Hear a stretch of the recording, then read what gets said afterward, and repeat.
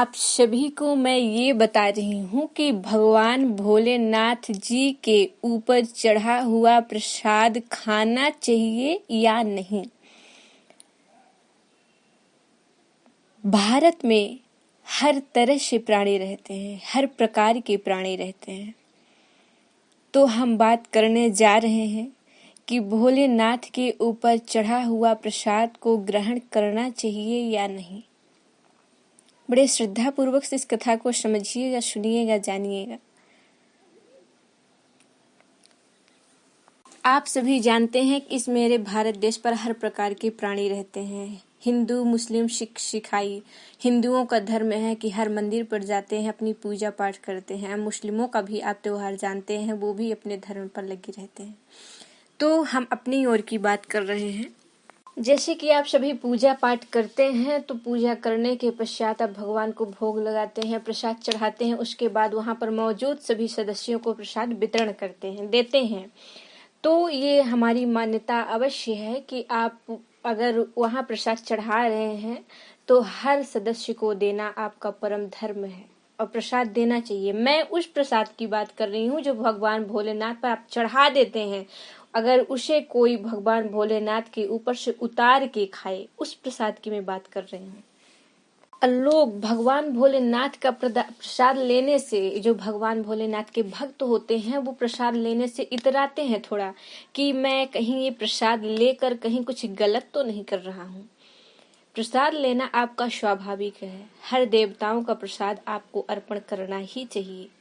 पर कई लोग थोड़ा सा संकोच बस सोचते हैं कि मैं भगवान भोलेनाथ का भक्त हूँ, क्या प्रसाद लेकर कहीं कुछ गलत तो नहीं कर रहा हूँ।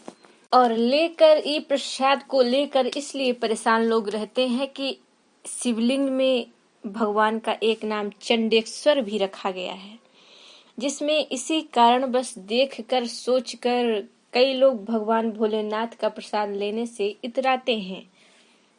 चंडेश्वर भगवान भोलेनाथ के एक अंश हैं और जो चंडेश्वर का प्रकोप होता है, क्रोध होता है, उसे देख सभी भक्त डर जाते हैं और इसी कारण बस उनके ऊपर चढ़ा हुआ प्रसाद को खाने से, लोग लेने से थोड़ा डरते हैं, भयभीत होते हैं।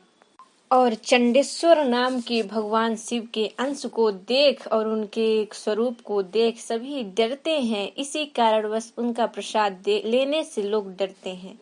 और वही शिवलिंग में चढ़ा हुआ प्रसाद सभी को लेना एक परम धर्म माना गया है।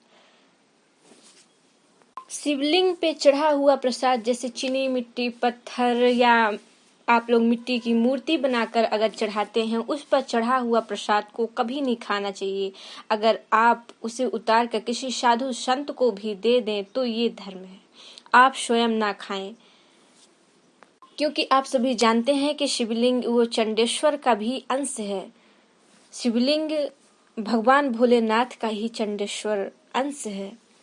या फिर नदी में प्रवाहित कर दें, या फिर पारे से बने शिवलिंग पर चढ़ाया हुआ प्रसाद, पारद शिवलिंग में चढ़ाया हुआ प्रसाद आप सभी खा सकते हैं। उसमें चंडेश्वर का अंश नहीं होता है।